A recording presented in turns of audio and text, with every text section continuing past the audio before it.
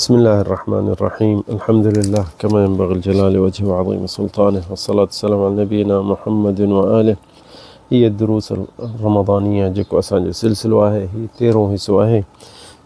अल्लाह ताला बरकत विझे ऐं इन में असांखे फ़ाइदो ॾिए तव्हांखे असांखे ऐं सम्झजे। अॼु आहे ही दर्स जेको आहे क़ुरान जी तिलावत जे बारे में, इन मां कुझु दर्स थींदा इंशाअल्लाह कंदासीं मुख़्तसर करे। त ही जेको दर्स आहे हीअ तिलावत क़ुरान, ही क़ुरान ऐं रमज़ान इन में केॾो न ताल्लुक़ आहे, इहो कीअं छा छा करिणो खपे, इहो इंशाअल्लाह इन जो ॿुधाईंदासीं। पहिरियां त ॿुधायूं त क़ुरान जी तिलावत जेकी आहे ॿ नमूना आहे, जीअं उलमा लिखी आहे त ॿ नमूना आहे। त उन मां नमूना जेके आहिनि कहिड़ा आहिनि, कीअं आहिनि, उहो आस्ते कोशिशि कंदासीं त सम्झण जी।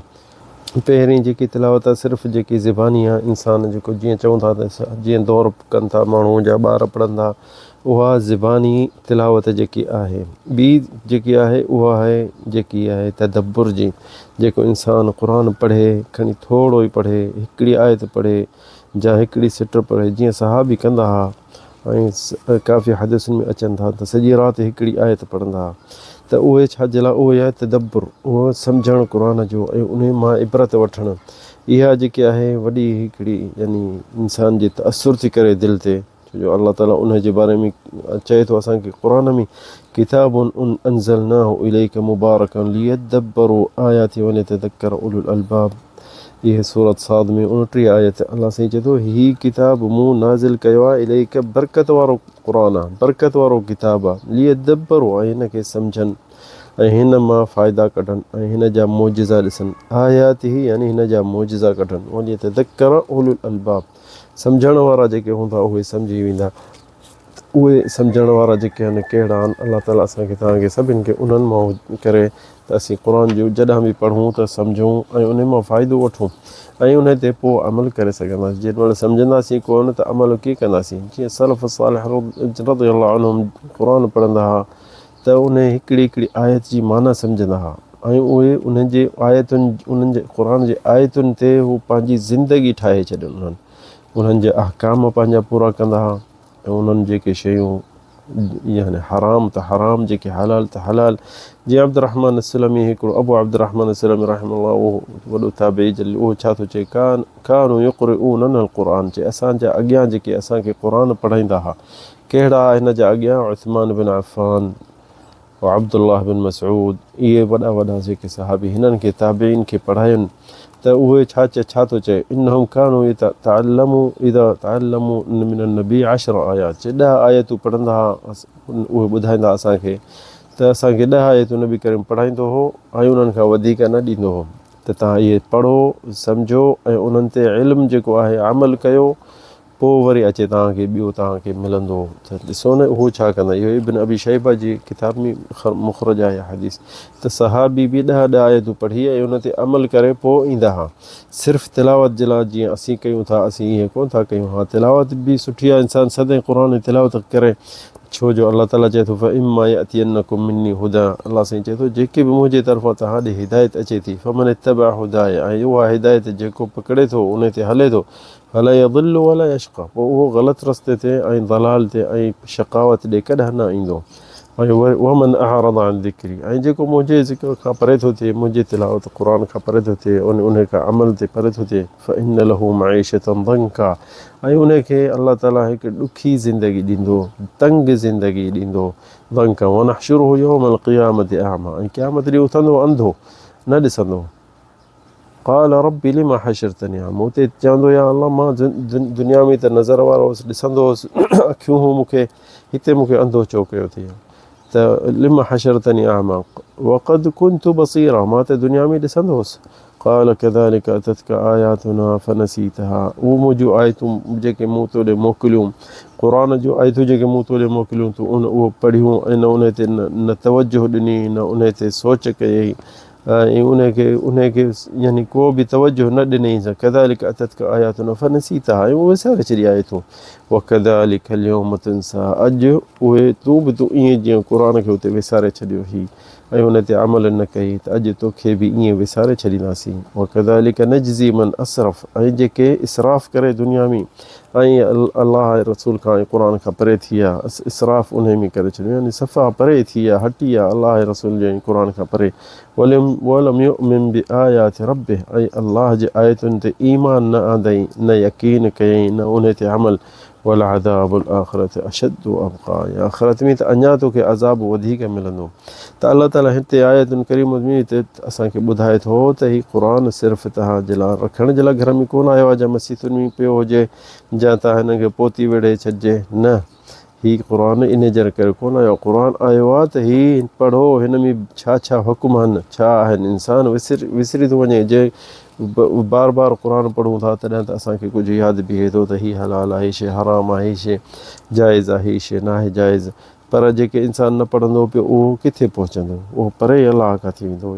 छो जो हीउ अलाह जो जेको क़ुर आहे, नबी करीम जीअं फरमायो त फलतु तफ़ल्लुतिल इबिल, नबी करीम फरमायो जीअं त ॾाचूं भॼी वेंदियूं आहिनि धनार खां, त ईअं ई क़ुर लिकिरंदो थो वञे, इंसान खां परे थी थो वञे। तंहिंजे करे इंसान खे सदाईं क़ुर खां वेझे हुजे ऐं उन ते अमल करे, ते पोइ वञी बचंदो शकावत खां ऐं दलाल ऐं गुमराहनि खां ऐं दुनिया जे मुसीबतुनि खां ऐं हिन सोढ़ी ज़िंदगी खां बि पोइ वञी बचंदो। जेॾीमहिल सॼो तवजो हिन क़ुर ॾे हिन कंदो त पोइ हिन जो कुझु बचा थींदो। जीअं न त हीअ दुनिया में इंसानु सभु को हले बि थो ऐं ॾिसूं था सभु को खाए बि थो, कमाए बि थो, पर हीअ अलाह ताला इन्हनि जे बारे में अलाह ताला क़ुर में छा थो चए त जेके हलनि चलनि बि था दुनिया में, इहे कीअं आहिनि, उलाइक कल अनआम बल हुम अضल उलाइक हुमुल गाफ़िलून। सूरत अल-अराफ़ 179 आयत में अलाह साईं चए थो, उहे जीअं न ॿकरियूं आहिनि, ढगियूं आहिनि, ढोर आहिनि, ॾाचूं आहिनि, मेहूं आहिनि, हलंदियूं थियूं वतन, हुते हुते वात आहिनि, हुते वात आहिनि, हुते वात आहिनि, हुते हुते। उलाइक कल अनआम, जानवरनि वांगुरु आहिनि बिल्कुलु। अल अनआम उन जे हेठां सभु शइ अची वई, ॿकरी, ढगी, मेंहिं, ॾाची, सभु शइ उन में अची वई। चए थो सभु उन्हनि जानवरनि वांगुरु आहिनि, बल उदल, पर उन्हनि जानवरनि खां बि वधीक ई गुमराह में आहिनि। छो जो उहे उन्हनि खे त हुकुम अहकाम कोन्हनि, असांखे हुकुम अहकाम आहिनि, त भई ॾिसो क़ुर जो कोन था संभाल कनि, न पढ़नि, ऐं इन खां पोइ इहो दुनिया में हूंदनि जानवरनि वांगुरु, पर पोइ क़ब्र में छा उन सां हशर हूंदो, उहो क़ब्र उन खे सोढ़ अहिड़ी कंदो जो हॾी हॾी हुनजी क़ब्र में भॼी पवंदी या पंहिंजी जॻह तां निकिरी वेंदी। छाजे लाइ? छो जो हिन क़ुर जो हुन संभाल न कयो, हिन क़ुर खे पंहिंजी ज़िंदगी में न आंदई। तंहिंजे करे अलाह ताला चए थो सूरत अल-इसरा में, वनहशुरुहुम यौमल क़ियामत अला वुजूहिहिम, क़यामत जेॾीमहिल थींदी त उथंदा त ही माण्हू पेरनि ते हलंदा, टंगुनि ते हलंदा, पर ही पंहिंजे मुंहं ते हलंदा। मलाइका उन्हनि खे टंगुनि मां गिहले ऐं मुंहुं मिटीअ में हूंदनि। छाजे लाइ? वुजूहुहिम यौमल क़ियामत अला वुजूहिहिम उमियन व बुकमन, अंधा ऐं ॿोड़ा हूंदा, व सुम्मन ऐं ॻाल्हाए बि न सघंदा, मअवाहुम जहन्नम, ऐं उहो दोज़ख में मलाइका उन्हनि खे छिके खणी वेंदा। कुल्लमा ख़बत ज़िदनाहुम सईरा, जीअं दोज़ख कुझु ठरंदी बाहि हुनजी, तीअं वरी मलाइका हुननि खे वधाईंदा। इहा 97 आयत क़ुर सूरत अल-इसरा में अथव। त ॾिसो न, वॾी मुसीबत आहे इंसान क़ुर नथो पढ़े ऐं नथो इन जो फ़हम करे। हीअ दुनिया हिकिड़ी ॻरंदी थी वञे, जीअं असांजे जीअं बर्फ़ उस ते रखंदे त आहिस्ते आहिस्ते ॻरंदी वञे, असांजी ज़िंदगी तुंहिंजी मुंहिंजी इहा थी ॻरे। जे क़ुर खां परे हूंदासीं त इहा असांजी ज़िंदगी जो हशर हूंदो। अलाह ताला ॿी जॻह ते चए थो, वक़ालू क़ुलूबुना फ़ी अकिन्नत मिम्मा तदऊना इलैह, जेके मुनाफ़िक़ आहिनि उहे नबी करीम खे चवंदा त असांजी दिलि ते हिकिड़ो बसि जीअं न रओ थी वञे मथां, असां कोन था ॿुधूं जेके तूं आयतूं पढ़ी थो।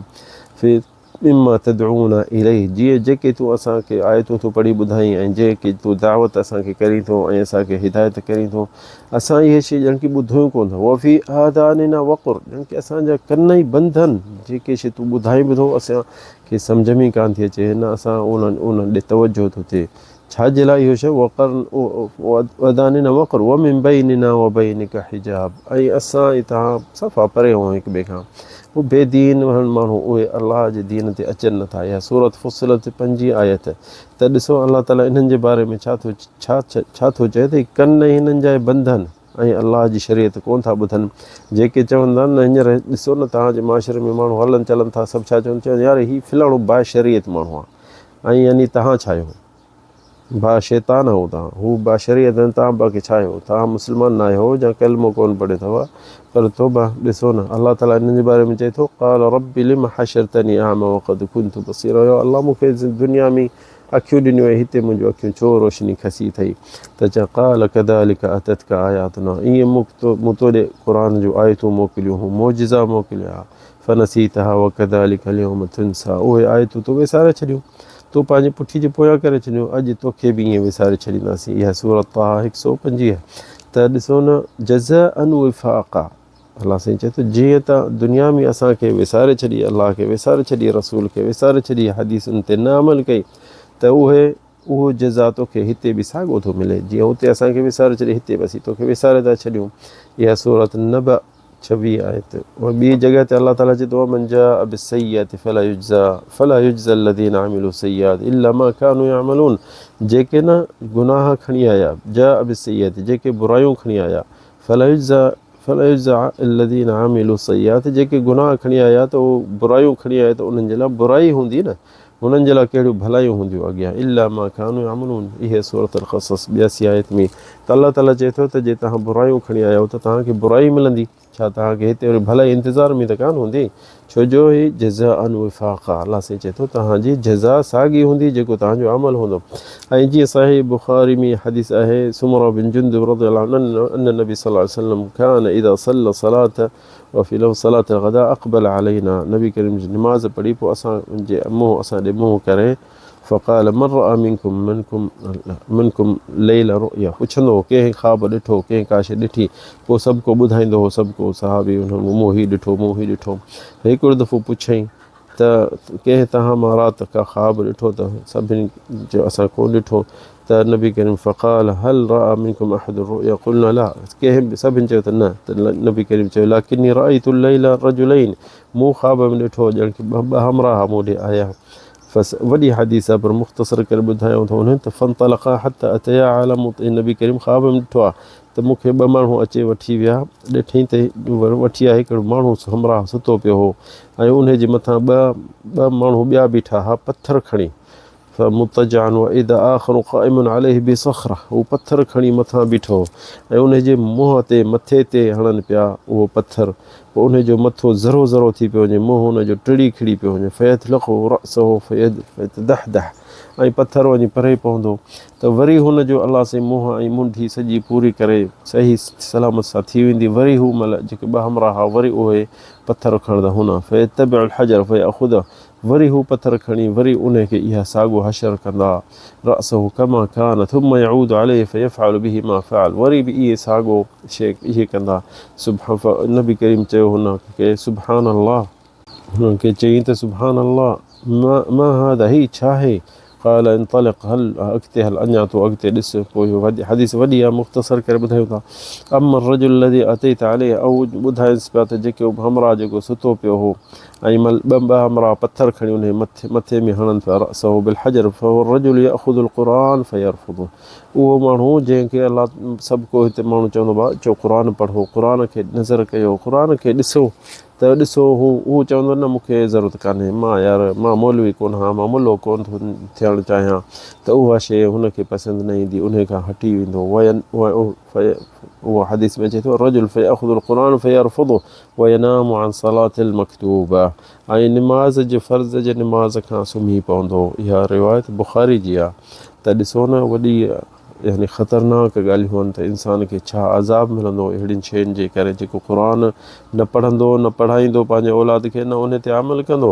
ऐं इब्न अब्बास रज़ियल्लाहु अन्हु अन नबी सल्लल्लाहु अलैहि वसल्लम ख़तब अन्नास फ़ी हज्जतिल वदा, इब्न अब्बास चए थो आख़िरी हज जेको नबी करीम कयो उन हज में चए इन शैतान क़द यअस अन युअबद फ़ी अर्दिकुम, नबी करीम चए थो त शैतान हिन ज़मीन में हाणे हुनखे को आसरो न बचियो आहे त मुंहिंजी इबादत कंदा, वलाकिन रज़ी अन युताअ फ़ी मा सिवा ज़ालिक, पर हू नंढनि नंढनि अमलनि में अञा पंहिंजी मुदाख़लत कंदो ऐं इंसान खे अलाह खां परे कंदो। उहा कहिड़ियूं आहिनि, सिवा ज़ालिक मिम्मा तहक़िरून, जेके तव्हां ॾिसो था त उहे अमल वॾा न आहिनि, नंढड़ा आहिनि, मिन अमालिकुम फ़हज़रूह, नबी करीम चयो संभाल कयो, छो जो नंढनि नंढनि अमलनि खां हू अचे शुरू थींदो।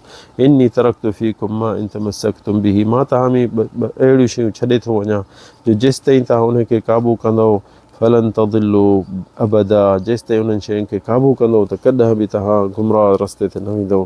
उहे कहिड़ियूं आहिनि, किताबुल्लाह व सुन्नत नबीह, उहा अलाह जो किताब अथव ऐं मुंहिंजी सुन्नत। इहे सहीह अल इस्नाद हदीस आहे। ॿी हदीस शुआइब जेकी आहे क़ाल रसूल सल्लल्लाहु अलैहि वसल्लम युमथिलुल क़ुरान यौमल क़ियामत रजुलन, उहो हदीस में चए थो नबी करीम फरमाए थो क़यामत ॾींहुं क़ुरान जेको इंसान वांगुरु थी ईंदो, फयती बिर्रजुल क़द हमलहु, उन जेको इंसान दुनिया में हाफ़िज़ क़ुरान जा थिया थियनि, ख़ालफ़ अमरा, ऐं उन क़ुरान ते अमल न कई, फयुमथिलु लहु ख़स्मा, उहो क़ुरान उन जे लाइ हिकिड़ो दुश्मन थी बीहरंदो, फयक़ूलु या रब हमलतुहु इयाए, उहो अलाह खे चवंदो माण्हू क़ुरान त या अलाह ही क़ुरान ही मूंखे हिन यादि कयो, ही हाफ़िज़ थियो, मूंखे मुंहिंजो वज़न दिलि में खईं, फ़बिअसल हामिल, पर हिन ते अमल त कोन कयो। जेके हुदूद ही जेके हिन ते हदूं आहिनि उहे हुन विञाए छॾियूं, उहे फ़र्द जेके उहो विञाए छॾियूं, रक़िबल मासियती व तरक ताअती, ऐं इहे चवण न कयईं, फमा यज़ालु यक़दिफ़ु अलैहि बिल हुजज, उहे सभु हुजा हुन जे अॻियां उछलाईंदो वेंदो, युक़ालु शअनुक बिह, पोइ अलाह साईं चवंदो तुंहिंजी मर्ज़ी, हिन खे जेको करिणो थी कर, फयाख़ुदहु बियदिही फमा युरसिलु हत्ता यकुब्बु अला मिनख़रिही फ़िन्नार, उहो जेको क़ुरान माण्हू जे शिकिल में थींदो खणी उनखे गहले दोज़ख में उछलाईंदो। इन हदीस में ज़ाफ़ आहे, पर इन जो ॿिया इस्नाद ॿिया हदीसुनि जे करे ई कुझु हुजत मथे थिए थी त इंसान डप करे ही क़ुरान अलाह साईं असांखे मोकिलियो आहे त असीं पढ़ूं। जीअं हदीस इब्न मालिक अल अशअरी रज़ियल्लाहु अन्हु अन नबी सल्लल्लाहु अलैहि वसल्लम क़ाल अल क़ुरान हुज्जतुन लक औ अलैक, ही क़ुरान जेको आहे जा तुंहिंजे लाइ हुज्जत हूंदी या तो ते हूंदी। इहा हदीस जेकी आहे त इहा सही मुस्लिम में आहे। हाणे इहा हदीस सही आहे, हीअ अॻी हदीस जे लाइ हीअ हुज्जत आहे, तंहिंजे करे उहो हदीस माण्हू ॿुधाए त छो जो उन जे लाइ ॿिया लफ़्ज़ अचनि था ऐं उहे सही आहिनि। त क़ुरान हिकिड़ो तुंहिंजे लाइ मुंहिंजे लाइ हुज्जत आहे या असांजे लाइ हिकिड़ो दुश्मन थी क़यामत ॾींहुं असांखे दोज़ख ॾे कंदो, पोइ जीअं इंसानु चाहे त उहो करे उन जी मर्ज़ी। त इहा हिकिड़ी वॾी मुसीबत आहे, इंसानु क़ुरान पढ़े ऐं उन ते अमल बि न करे। इंसानु कोशिशि करे त सदाईं क़ुरान पढ़े, खणी हिकिड़ी आयत हर रोज़ु पढ़े ऐं सम्झे, छो जो इहा जे सम्झंदे त तूं उन ते अमल कंदे ऐं अलाह जो दिलि तुंहिंजे दिलि में ख़ौफ़ वेही वेंदो, पोइ तूं उन ते अमल कंदे। पर जे क़ुरान तूं पढ़ंदे न, तूं सम्झंदे न, त तोखे ख़ुशू केॾांहुं ईंदो, ख़ुदो केॾांहुं ईंदो, तूं कननि ताईं बि क़ुरान तुंहिंजो कोन पहुचंदो, न तुंहिंजी अखियुनि मां ॻोढ़ा ॻणंदा, छो जो क़ुरान तुंहिंजो दिलि ते कोन पहुतो, न सम्झे त पोइ उन ते अमल कीअं कंदे। अमल थींदो आहे पोइ आख़िरी में, पर जे इहो तूं कुझु कोन थींदो त दिलि हिकिड़ी पथर वांगुरु इंसान जी थी वञे, पर पथरनि खां बि परे थी वञे, छो जो पथर बि जेके आहिनि उहे बि अलाह जी इबादत जे लाइ तयारु आहिनि, पर इंसान जेको आहे न त उहो सफ़ा परे थी थो वञे। ऐं इहा हिकिड़ी वॾी मुसीबत आहे। इंसानु कोशिशि करे त पाण क़ुरान पढ़े ऐं पंहिंजे घर वारनि खे बि पढ़ाए ऐं इहो क़ुरान जी माना हुननि खे सम्झाए त उन ते अमल कनि। जीअं इब्न मसऊद चए थो रज़ियल्लाहु अन्हु त जे क़ुरान जो जेको माण्हू हूंदो ऐं सम्झंदो क़ुरान, त उन जो फ़र्क़ु ॿियनि माण्हुनि जो फ़र्क़ु छा आहे। जे क़ुरान वारो माण्हू हूंदो जेॾीमहिल राति थींदी त उथंदो निमाज़ पढ़ंदो, जेॾीमहिल माण्हू सुता पिया हूंदा, ऐं ॾींहं जो जेॾीमहिल माण्हू मसरूफ़ हूंदा त हू क़ुरान पढ़ंदो ऐं रोंदो। वन्नास यदहकून, उहे जे माण्हू खिलंदा त हुनखे रोअणु ईंदो, छो जो क़ुरान हुनजे दिलि में आहे, हुनजी ज़ुबान में आहे। त जे माण्हू कचहरियुनि में टाकनि में हूंदा त हीअ तफ़कुर में हूंदो ऐं सोचनि में हूंदो। त क़ुरान में अलाह साईं असांखे त यानी क़यामत जो निशानियूं ॿुधाए थो, मौत जो, क़ब्र जो, हाणे मां कीअं टाक ॾियां, कीअं खिलां। त इहे जेके शयूं इब्न मसऊद चए थो त इंसानु इहा हिकु निशानी थी थिए त क़ुरान जो माण्हू कहिड़ो आहे, बेक़ुरानी कहिड़ो आहे। तंहिंजे करे हू चए थो त क़ुरान पढ़ो ऐं क़ुरान यादि कयो ऐं उन ते अमल कयो। त जीअं उलमा चवनि था त इंसानु कोशिशि करे क़ुरान यादि करे, ज़रूरु न आहे सॼो त कुझु बि यादि कर, कुझु 2 सिपारा 3 सिपारा, ऐं उन्हनि जी हिफ़ाज़त कर ऐं उन्हनि खे क़ुरान खे सम्झ, छो सम्झंदे त हुन हिकिड़ी वॾी तुंहिंजे लाइ नेमत थींदी हिते दुनिया में ऐं आख़िरत में, ऐं अॻिते बि तोखे कमु ईंदो। जीअं अलाह ताला क़ुरान में चए थो सूरत अल फ़ुरक़ान, व यौम यअद्दु ज़ालिमु अला यदैहि यक़ूलु या लैतनी इत्तख़ज़्तु मअ रसूलि सबीला।